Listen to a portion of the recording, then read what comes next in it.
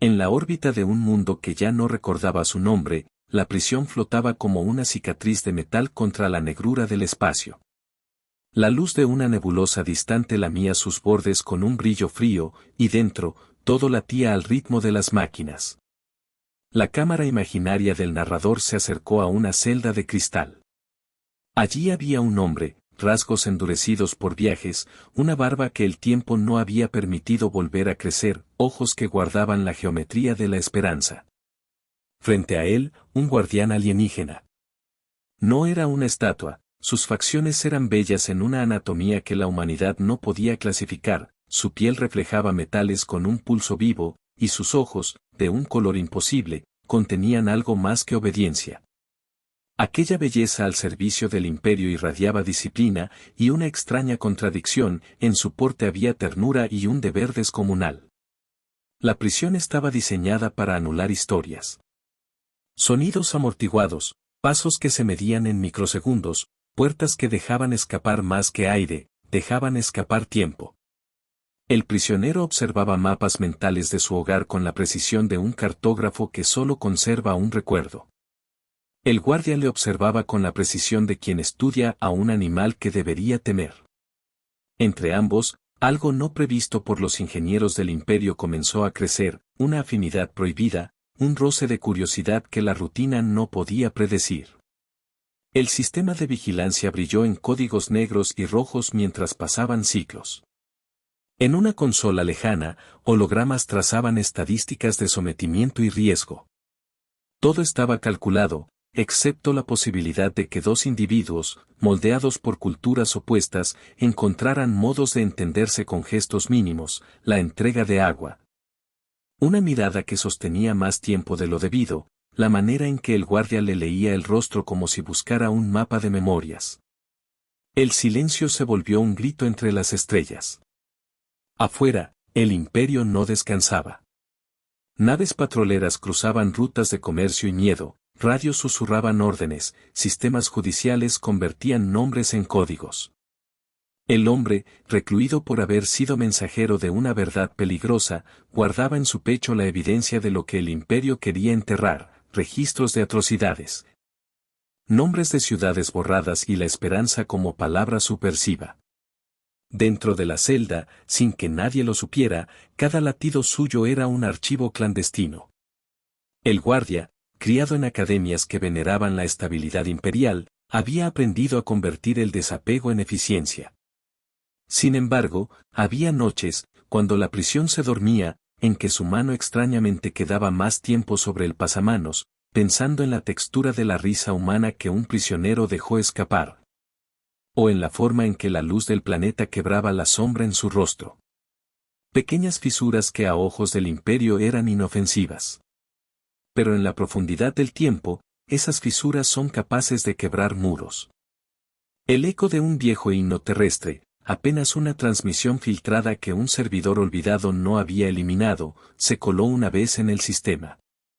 Fue un sonido leve, piano oxidado, voces perdidas. El hombre cerró los ojos.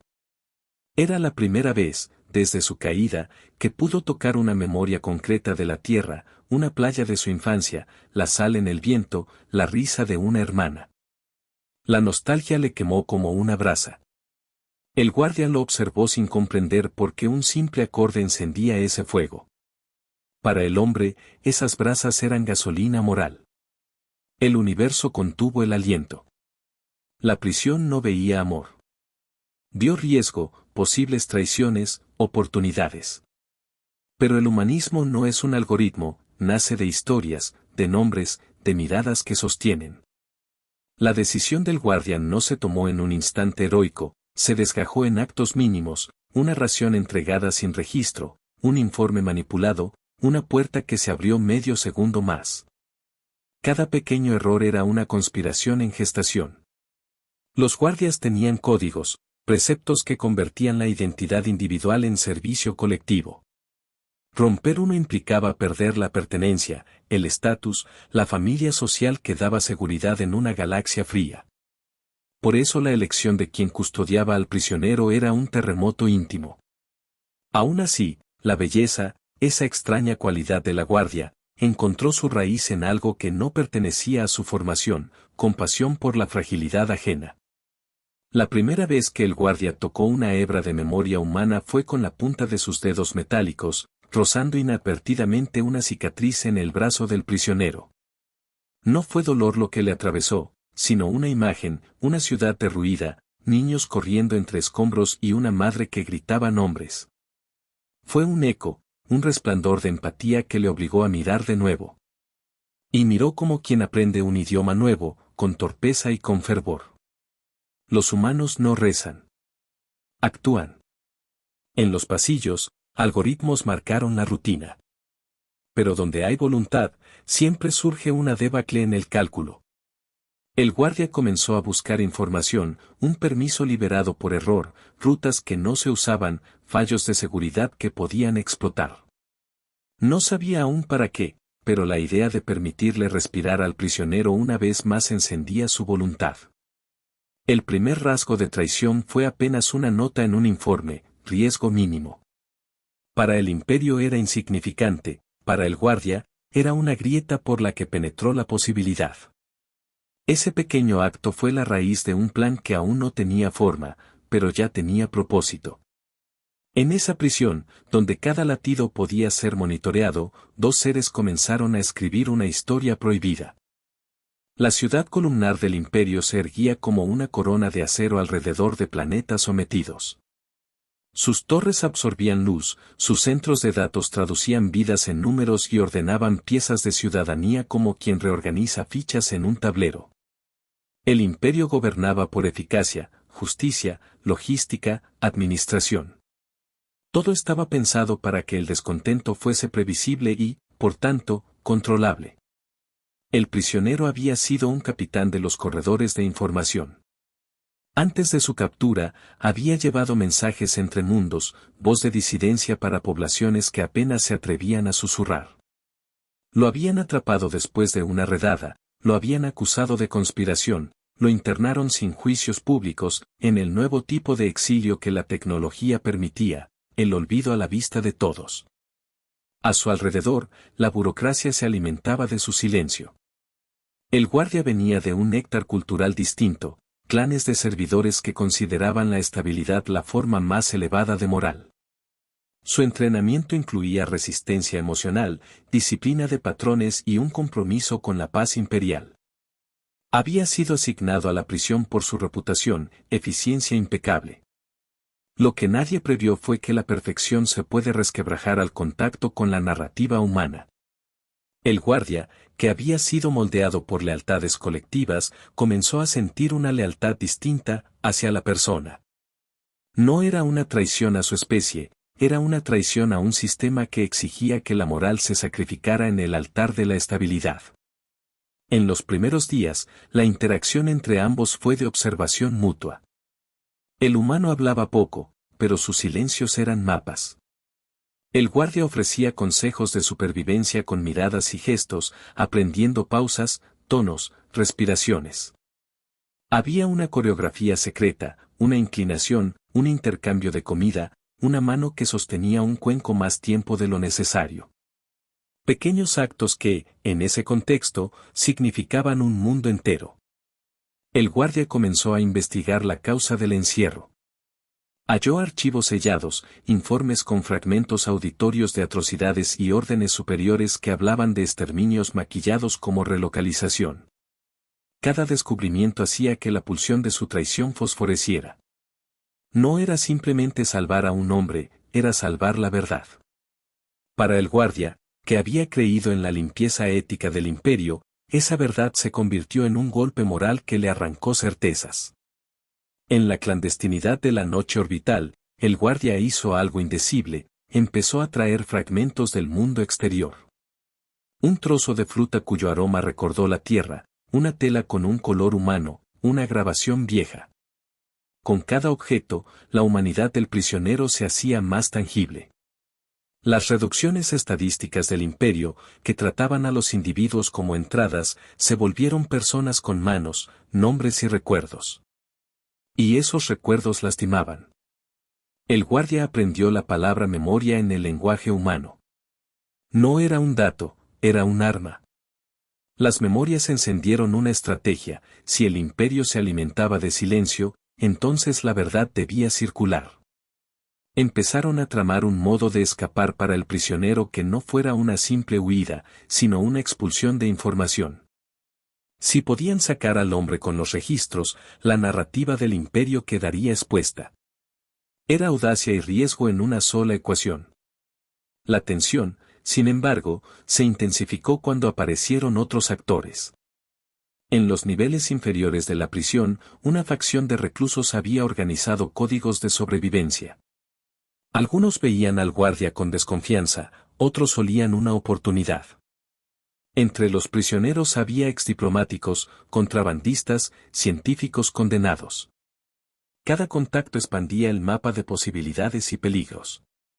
Una mujer, un traficante lunar, prometió abrir una compuerta si le pagaban con información. Un exingeniero ofreció rutas de escape a cambio de promesas que el prisionero no podía cumplir. Las alianzas se volvieron inestables. El guardia entró en conflicto consigo mismo. Sus superiores notaron pequeñas inconsistencias en sus patrol logs. Le llamaron para interrogatorios formales, donde la maquinaria del imperio evaluaba su lealtad.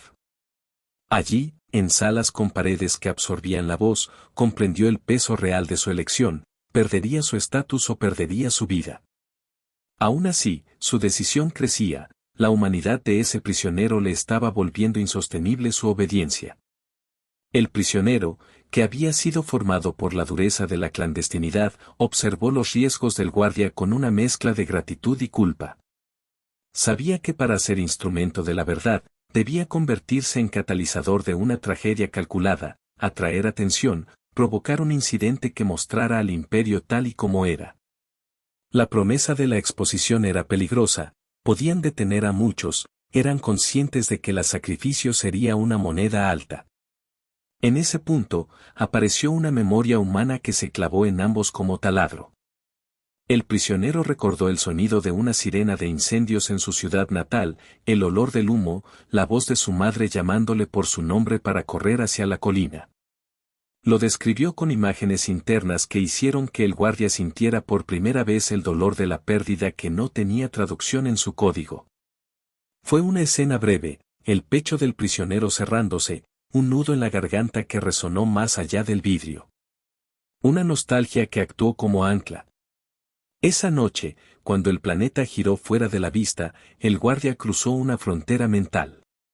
Dejó de ser un observador para ser un participante activo. Empezó a manipular turnos, a falsificar registros de cámaras y a crear ventanas de tiempo donde nadie escrutaba. Su traición se volvió profesional y metódica, ya no cometía errores por impulso, sino por estrategia. El silencio en la cúpula de control se convirtió en una resistencia palpitante. En los circuitos, se alojó un virus pequeño, no mortal, que borró trozos de metadatos y creó confusión en las redes de seguridad. No se trataba solo de liberar a un hombre, se trataba de derribar la confianza del imperio en su omnipotencia. La psicología del sometimiento se fracturaba con actos mínimos de incertidumbre. Cada falla sembrada mostraba que lo absoluto tenía fisuras. Los humanos no rezan. Actúan. Con el plan en marcha, una nueva variable apareció: un oficial inquisidor, curtido en incendios de rebelión, fue asignado a investigar las inconsistencias. Su sombra era una promesa de destrucción. El guardia comprendió que el margen de error se estrechaba y que su plan, para tener éxito, debía convertirse en algo más grande que ellos dos. Necesitaban aliados fuera, canales de comunicación para la verdad, rostros que pudieran recibir y multiplicar la información que llevarían consigo.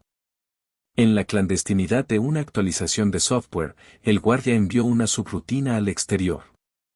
Era una señal mínima, una chispa que indicaba ubicación y vulnerabilidad. Afuera, en las calles negras de un mercado orbital, un pequeño grupo de disidentes la captó. Eran humanos con cicatrices y cicatrices morales, su sed de justicia rivalizaba con su pragmatismo. Acordaron ayudar, distracciones que abrirían las rutas, pagos y un pasador de rieles que podía llevar al prisionero fuera del perímetro. El plan se empezó a rellenar con caras: un conductor, un hacker, un mercenario que odiaba al imperio con la fidelidad de quien ha perdido un mundo. Cada uno pedía algo: venganza, libertad, una promesa. El prisionero aceptó las condiciones con la gravedad de quien firma por la esperanza ajena y no por la propia. El universo contuvo el aliento. La persecución se desató con la velocidad de una tormenta. El imperio movilizó recursos: destructores orbitales, cazas interceptores y una flota de control mental para localizar a los fugitivos. Los disidentes que habían ayudado actuaron como difusores: señales falsas, rutas de evasión, conversaciones bloqueadas. Pero el imperio no toleraba la humillación. Envió cazadores que conocían el arte de romper redes y aplastar focos de resistencia. La estación neutral ofreció refugio temporal, pero su infraestructura no resistiría una ofensiva prolongada. El grupo decidió moverse hacia una colonia periférica donde documentaciones y contactos podrían convertir lo parcial en definitivo. Eligieron un mundo con superficies rocosas y costas de metales brillantes, un lugar donde el imperio tenía menor presencia y donde las corrientes de opinión podían organizarse. El tránsito fue una batalla de ingenio: cambios de frecuencia, camuflaje de transpondedores y pasaportes falsos. Sin embargo, la toma del control del imperio no era solo militar, era psicológica. Lanzaron una campaña de difamación: el prisionero era un mentiroso, las pruebas eran fabricaciones, los ayudantes eran terroristas. La narrativa buscaba desactivar la verdad mediante la saturación de ruido. Aún así, la chispa ya era visible. En plena travesía, el grupo fue descubierto. Un destacamento forcejeó el contacto. El combate fue sin cinematografía espectacular, fue crudo, cercano, con metal cortando el aire y cuerpos que se lanzaban para bloquear disparos. El guardia se puso al frente con una furia que parecía fría, pero era fuego. Su rabia no era por la acusación que hacían, sino por la negación sistemática de hechos. Su poder derivó de su decisión: proteger el archivo viviente. En el fragor del combate, su figura se volvió sacra para el prisionero, un escudo que cargaba la culpa y el dolor ajeno. La batalla culminó en una cubierta abierta, con la bóveda del firmamento como testigo. Naves de ambos bandos trazaban líneas de fuego entre las estrellas. Allí, en medio de la balacera, una hazaña se abrió: el prisionero debía acceder a una consola de transmisión orbital para mandar un paquete final a redes libres. Era una maniobra desesperada, porque el imperio cortaría las rutas en cuanto supiera de la transmisión. El plan exigía que el guardia rompiera las defensas y le permitiera comprender que la exposición era la prioridad sobre la propia vida. El guardia y el prisionero se movieron como si hubieran ensayado su destino. Escalaron, corrieron, salvaron caídas y empujaron puertas que se cerraban. A cada paso, el precio se acercaba en forma de balas y de fuego controlado. En un momento clave, el guardia detuvo una flecha energizada con su propio cuerpo, recibiendo un impacto en un hombro que hizo sonar su armadura con un crujido triste. Su rostro, en esa corta fracción, mostró el hermetismo de quien acepta el precio. No lloró: su decisión había sido tomada tiempo atrás. Entre los archivos a enviar había una lista con nombres de científicos que habían intentado resistir y que habían sido asesinados por orden administrativa. El prisionero entendió que si esos nombres se difundían, habría cambios, procesos, juicios, movilizaciones. Era la posibilidad de justicia. Por eso, alcanzó la consola. Pero el canal pedía una clave que solo funcionaba una vez. El guardia insertó su identidad como encriptación voluntaria, ofreció su propia firma biométrica para autenticar la transmisión. Era una técnica irreversible: su nombre quedaría ligado al acto y a sus consecuencias. Cuando la transmisión arrancó, el firmamento se llenó de señales. Los nodos clandestinos recibieron fragmentos y, con ellos, la evidencia. En estaciones de todo el imperio, radios pirateadas emitieron extractos. El imperio respondió con fuerza bruta. Una nave de asalto buscó eliminar el punto de transmisión. En ese instante, el sacrificio se manifestó con la claridad de un acto simbólico, el guardia se interpuso entre el ataque y la consola. Sus manos, heridas, sostuvieron los mecanismos. Su armadura comenzó a fallar, su respiración era un compás que se hacía más corto. Aún así, sostuvo la línea. La furia del instante transformó a los presentes. El prisionero gritó, no con palabras que el oyente oyera, sino con actos que la cámara narradora registró, y fue el guardia quien recibió la herida final al proteger la consola. Fue una escena cruda, metal fundido, sangre o equivalente alienígena desparramándose, la calma abrupta de quien ha cumplido su deber de forma contraria. El sacrificio del guardia fue una ruptura del dogma, había puesto la vida del otro por encima del mandato. El universo contuvo el aliento. La transmisión alcanzó su clímax en un crescendo de datos que explotaron en pantallas y redes. Imágenes de bombardeos a ciudades, órdenes selladas, transferencias financieras entre altos cargos imperiales y empresas de extinción. Los nodos externos amplificaron el paquete con la velocidad de una enfermedad. Las calles del imperio comenzaron a preguntar. Las personas, que antes habían aceptado la versión oficial por miedo, ahora veían rostros. Donde antes había cifras, aparecieron nombres y sonidos, risas, llantos, canciones que no podían ser borradas por decretos. La respuesta del imperio fue doble, arresto de sospechosos y censura total, pero algo había cambiado irrevocablemente. La legitimidad del imperio había sido marcada con una sombra. Y en medio de esa fractura, el gesto humano del guardia quedó grabado. Su sacrificio no solo transmitió archivos, convirtió la traición en símbolo. Para muchos, ese acto fue la primera prueba de que no toda la maquinaria estatal era homogénea, había quienes, dentro, podían elegir a la humanidad por encima del sistema. El prisionero, herido en el alma y en el cuerpo, sostuvo la memoria del guardia como un faro. Sabía que su pérdida sería utilizada por la propaganda imperial como ejemplo del costo de la desobediencia, pero también sabía que su nombre y sacrificio serían contados en plazas y fábricas como leyenda de resistencia. El guardia había dado su identidad por un acto de exposición que ya no podía ser borrado. Los aliados que quedaban ayudaron a llevar el cuerpo del guardia a un refugio improvisado. Allí, en un cuarto donde la luz era tenue y los ruidos del exterior eran lejanos, el prisionero limpió lo que pudo. No hubo ceremonias religiosas, solo toques humanos, manos que sostuvieron manos hasta que la calma se instaló. En ese silencio, el prisionero recordó a su hermana y la risa en la playa, recordó al hacker caído y su último gesto de entrega. Esos recuerdos aparecían como fotografías desgastadas, pero con la fuerza de anclas que explicaban por qué habían actuado. El universo contuvo el aliento.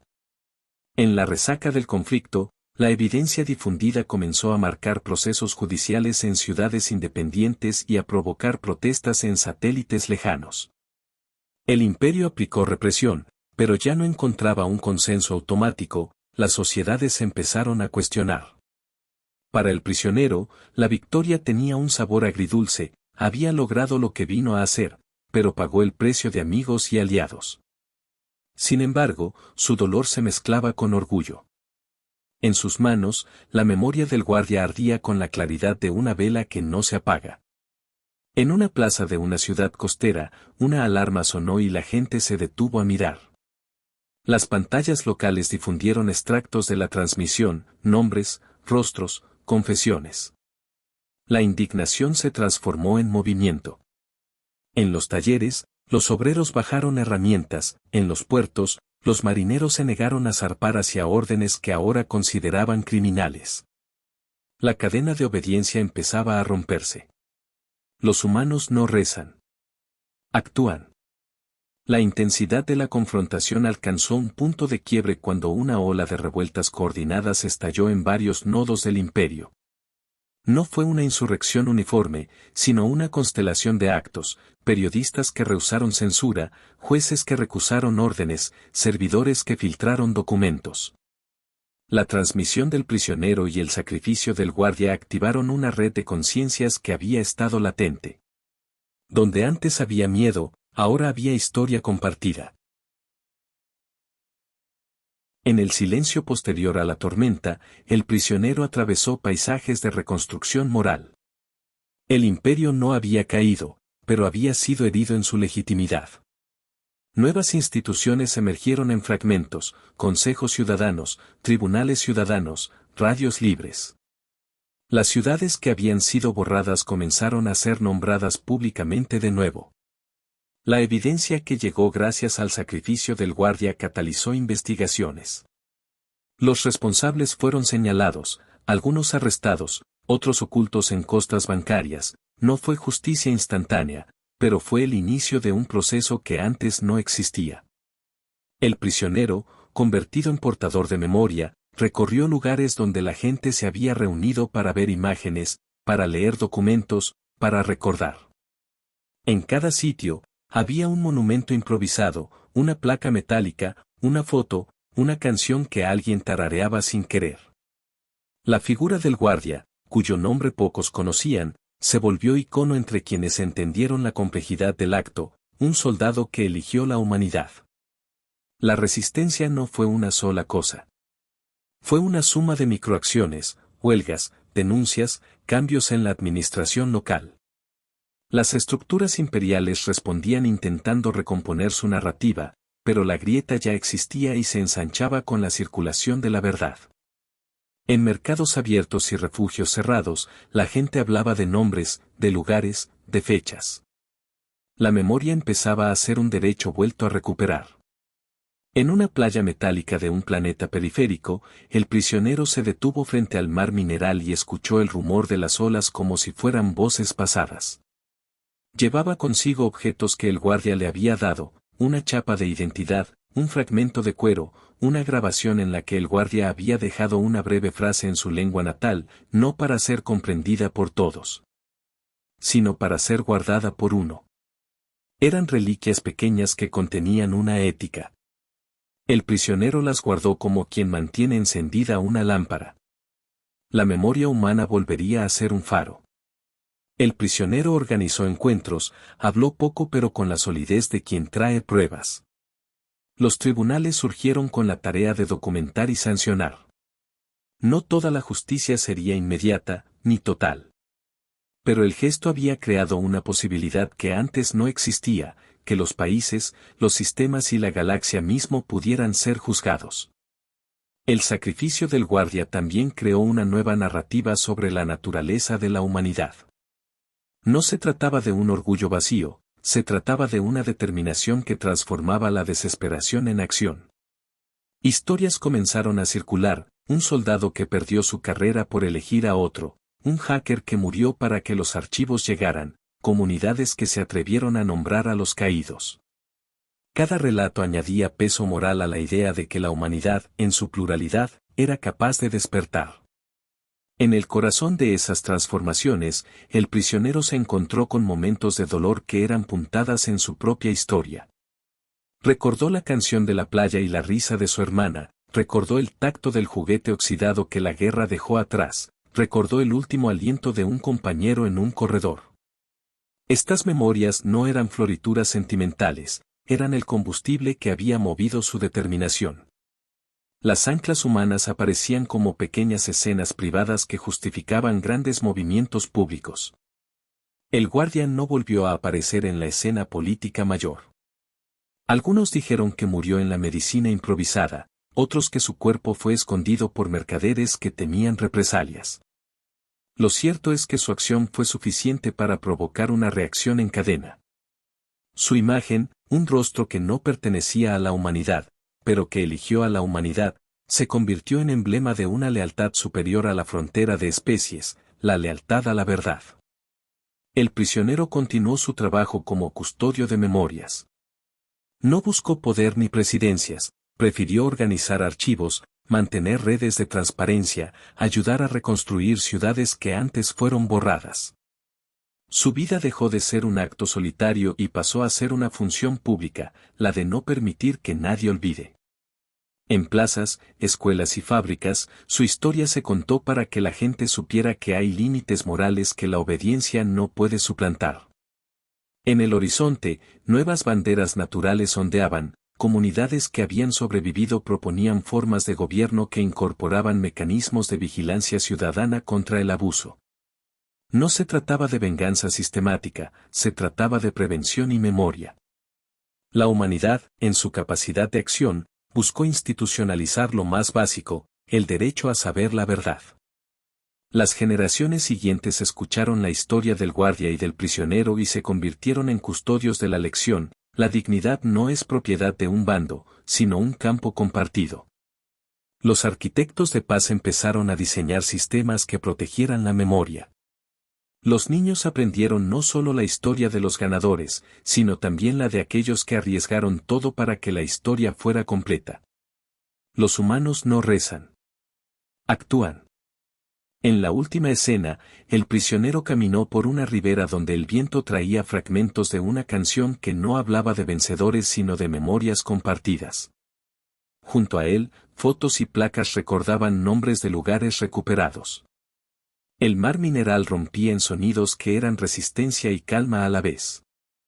El hombre alzó la mirada hacia las estrellas, donde aún ardían las huellas del imperio, y sintió que algo había cambiado en la arquitectura moral del cosmos. El universo contuvo el aliento. Vinieron por un planeta, pero despertaron a una especie.